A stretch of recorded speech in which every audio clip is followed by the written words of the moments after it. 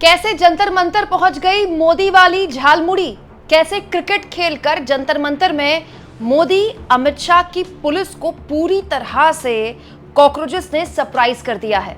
क्या CJP BJP के out of syllabus आ गई है? दोस्तों सीजेपी ने अपनी पहली रात जंतर मंतर में बिता ली है और ये उसकी पहली सुबह थी।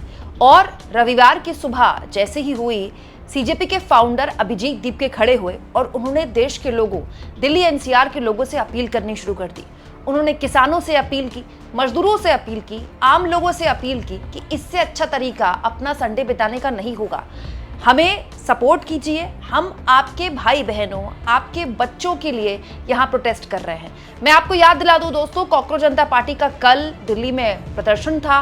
पूरा दिन, पूरी रात सीजेपी प्रदर्शन करती रही। अगर आप चाहें तो विस्तार से मेरी इस वीडियो में सब कुछ देख सकते हैं कि देर रात कॉकरोच जनता पार्टी के प्रोटेस्टर्स ने, प्रदर्शनकारियों ने घटनास्थल पर क्या किया। लेकिन अब सुबह हो चुकी है, आगे का प्लान क्या है? कॉकरोच जनता पार्टी ने किस किस से अपील की और कैसे झालमुड़ी खाकर, जी हाँ, झालमुड़ी खाकर और क्रिकेट खेलकर जो युवा है देश का, जेन जी वो कह लीजिए या फिर मिलेनियल कह लीजिए या फिर कॉकरोचेस कह लीजिए, वो मोदी अमित शाह को चढ़ा रहा है। और सुबह उठते ही अभिजीत दीपके ने आगे का प्लान ऑफ एक्शन क्या बताया। दोस्तों दरअसल हुआ ये कि सरकार को ये लग रहा था, पुलिस को ये लग रहा था कि कॉकरोचेस जो है वो थक जाएंगे, इरिटेट हो जाएंगे, क्योंकि युवा एक जगह टिकता कहाँ है, खास तौर पर जेनजी। लेकिन जेनजी ने सबको हैरान कर दिया। एक तो पूरी रात कल प्रोटेस्ट चलता रहा, रात 12:30 तक गाने बजाने वहाँ पर चल रहे थे, लोग गाने गा रहे थे, साथ बैठकर खाना खा रहे थे।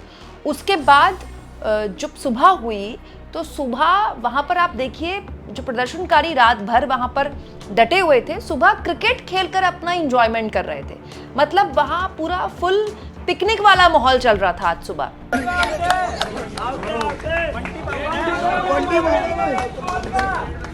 कैमरा में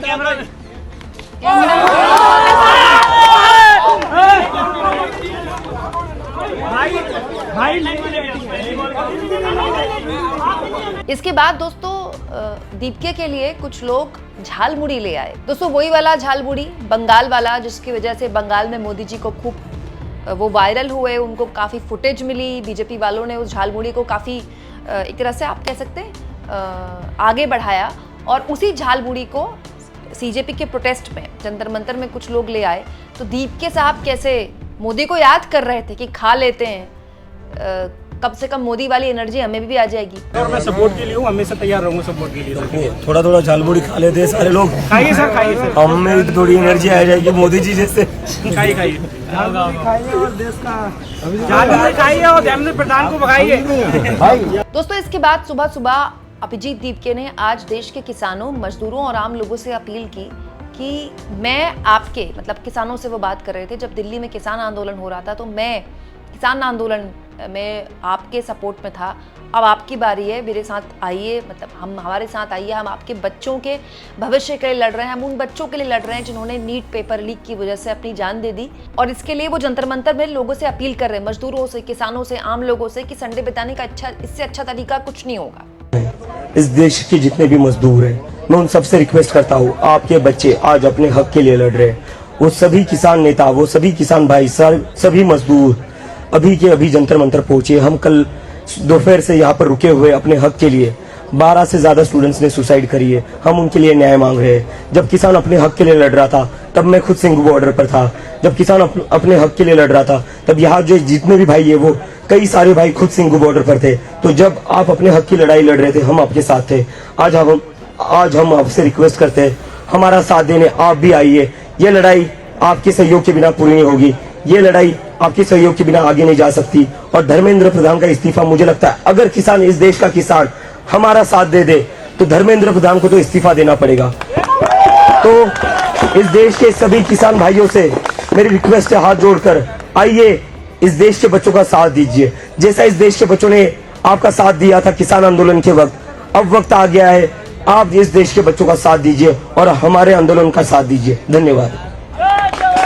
जय किसान, जय किसान। जितने भी लोग ये वीडियो देख रहे हैं, मैं सारे लोगों से अपील करता हूँ, चाहे दिल्ली में हो, यूपी में हो, पंजाब में हो, जयपुर में हो, आसपास के राज्य में जितने भी लोग हैं, वो सभी के सभी तुरंत जंतर मंतर पर निकलिए, हमारा प्रोटेस्ट ज्वाइन करिए। अभी अभी पुलिस हमसे कोऑपरेट कर रही है, पुलिस किसी को रोक नहीं रही है, पुलिस सारे लोगों को अंदर आने दी जा रही है। तो I want to thank the Delhi police, you are following the constitution, you are with democracy and thank you for that. और मैं सभी लोगों से अपील करता हूँ, खास करके दिल्ली के लोगों से, सारे दिल्ली के पेरेंट्स से, सारे दिल्ली के स्टूडेंट से, सारे दिल्ली के यूथ से मैं अपील करता हूँ, संडे का दिन है, आज लोग अपना संडे जंतर मंतर पर आकर मनाएं। There could be no better way to spend your Sunday than to be at Jantar Mantar and seeking justice for the students who have committed suicide. तो जितने भी साथी इस वीडियो को देख रहे हैं, अभी के अभी अपने घरों से निकलिए, आइए जंतर मंतर। हम लोग वेट कर रहे, कल दोपहर से हम लोग यहाँ पर थे, मैं खुद यहाँ स्टेज पर सोया था, मैं यहाँ से नहीं हिला था। मेरे साथ सैकड़ों और लोग थे जो यही जंतर मंतर की सड़कों पर सोए। हम किस लिए सो रहे थे सड़कों पर? हम सड़कों पर इस देश के भविष्य के लिए सो रहे थे। हम सड़कों पर उन बच्चों के लिए सो रहे थे जिनको आत्महत्या करनी पड़ी थी धर्मेंद्र प्रधान के फेलियर की वजह से। तो जितने भी लोग ये वीडियो देख रहे हैं, मैं सभी उन लोगों से हाथ जोड़कर अपील करता हूँ, नाउ और नेवर। अगर आज आप लोग बाहर नहीं निकले तो इस देश में जो एक उम्मीद जगी है, इस देश में जो एक उम्मीद जगी है सिस्टम को बदलने की, इस देश में जो एक उम्मीद जगी है अकाउंटेबिलिटी लाने की, वो उम्मीद मर जाएगी। ये सिर्फ मेरी नहीं, ये सिर्फ यहाँ पर जो लोग बैठे हुए उनकी नहीं, ये उन सभी लोगों की जिम्मेदारी है जो ये लोग वीडियो देख रहे हैं। इस उम्मीद को बनाए रखना आप सभी लोगों की जिम्मेदारी है। तो आप जो भी काम कर रहे हो, जहां पर भी हो, सब कुछ छोड़कर अभी के अभी जंतर मंतर आइए।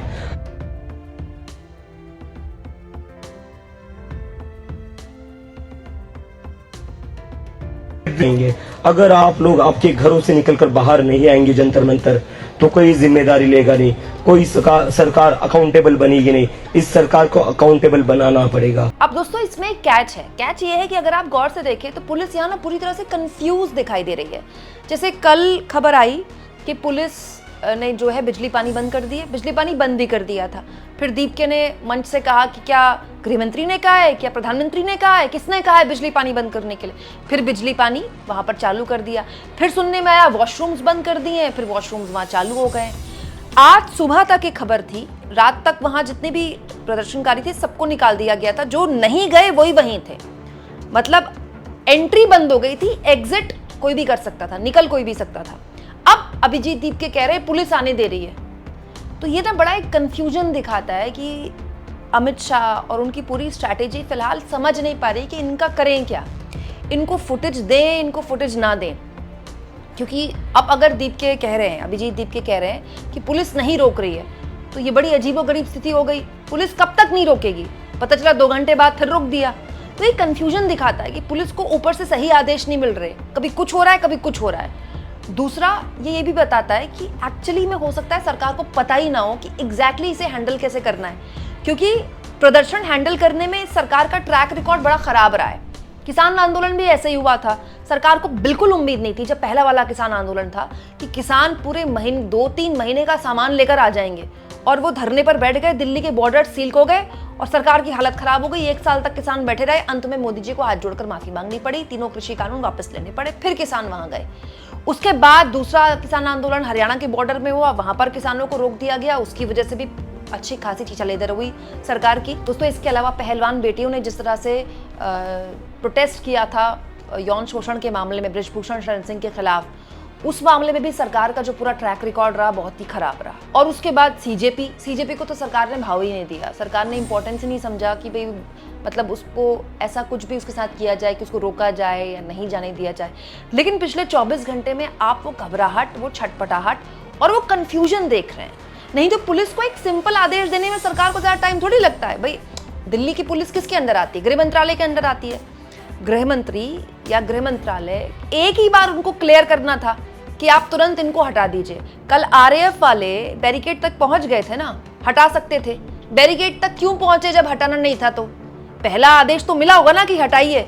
फिर उनको समझ में आया कि भाई भीड़ जो लोग हैं, अगर उनके साथ किसी भी तरह की मिस हैंडलिंग हो गई तो यहाँ पर दिक्कत पैदा हो सकती है, युवा के बीच गुस्सा पैदा हो सकता है। तो फिर बैक ऑफ हो गई, आरएएफ पीछे चली गई। फिर खबर आई रात में कि भाई बिजली पानी काट दिया गया, फिर बिजली पानी भी आ गई। फिर खबर आई कि जो पुलिस है वो खाना अंदर नहीं आने दे रही, फिर खाना भी अंदर आ गया। फिर खबर आई कि पुलिस बाहर निकलने दे रही है, अंदर नहीं आने दे रही लोगों को। अब दीप के कह रहे हैं अंदर भी आने दे रही है। तो ये बताता है कि अभी जो है सरकार समझ नहीं पा रही इसको हैंडल कैसे करना है। एक्चुअली में सरकार को उम्मीद नहीं थी कि सीजेपी वहाँ टिक जाएगी। सरकार को लगा जैसे पहले ही प्रोटेस्ट किया था, देश के अलग अलग हिस्सों में किया था, वैसे ही यहाँ करेंगे। सरकार को बिल्कुल उम्मीद नहीं थी कि यहाँ से हटेंगे नहीं। और अब जो साफ तौर पर जो तेवर दिख रहे हैं अभिजीत दीप के, वो क्लियर दिख रहे हैं, बिल्कुल क्लियर कट, उसमें कोई कंफ्यूजन नहीं है कि हम यहाँ से नहीं हटने वाले। अब अभिजीत दीप के कह रहे हैं हम यहाँ से नहीं हटने वाले, तो जब दीप के नहीं हटेंगे तो बाकी कैसे हटेंगे? और अगर भीड़ बढ़ती गई तो फिर सरकार का इसको लेकर प्लान ऑफ एक्शन क्या है, कुछ नहीं पता है। ये बताता है कि इस पूरे मुद्दे को लेकर सरकार कोई रिस्क नहीं लेना चाहती, किसी भी हाल में मिसहैंडलिंग नहीं करना चाहती युवाओं के साथ कि युवा का गुस्सा भड़के। क्यों? क्योंकि नीट पेपर लीक हो या सीबीएसई का ओएसएम हो, ऑलरेडी युवा काफी नाराज है, युवा के साथ उसके पेरेंट्स भी नाराज हैं। ये बात बिल्कुल सच है कि सीजेपी के साथ उतनी बड़ी भीड़ नहीं है जितनी एक दौर में अन्ना आंदोलन या बाबा रामदेव के आंदोलनों में एक जमाने में हुआ करती थी यूपीए के दौर में। लेकिन भाई सोशल मीडिया का नैरेटिव तो है ही ना, और ऐसा नहीं है कि लोग नहीं आए थे जंतर मंतर में, कल लोग तो थे ही वहां पर। सरकार नहीं चाहती कि 2 से 4 हो जाए, 4 से 8 हो जाए, 8 से 16 हो जाए और फिर दिक्कत पैदा हो जाए। तो ऐसे में ये जो कंफ्यूजन है ना पुलिस का, ये बताता है कि सरकार इस समय पूरी तरह से घिरी हुई है, उसके कुछ समझ में नहीं आ रहा है करना है तो क्या करना है, और इसी का पूरा फायदा उठा रहा है सीजेपी। अब यहाँ पर पूरा पेशेंस का गेम चल रहा है, कौन पहले पेशेंस खोता है, सीजेपी या पुलिस? पुलिस इंतजार कर रही है कि हिम्मत टूट जाए और यहां से सब चले जाएं, और सीजेपी इंतजार कर रही है कि सरकार झुक जाए और इस्तीफा हो जाए। आपको क्या लगता है दोस्तों, किसका पेशेंस पहले जवाब देगा, या फिर इस पूरे मामले में अब आगे क्या होगा? कमेंट बॉक्स में लिख के बताइएगा, और जितना हो सके चैनल को शेयर भी करें।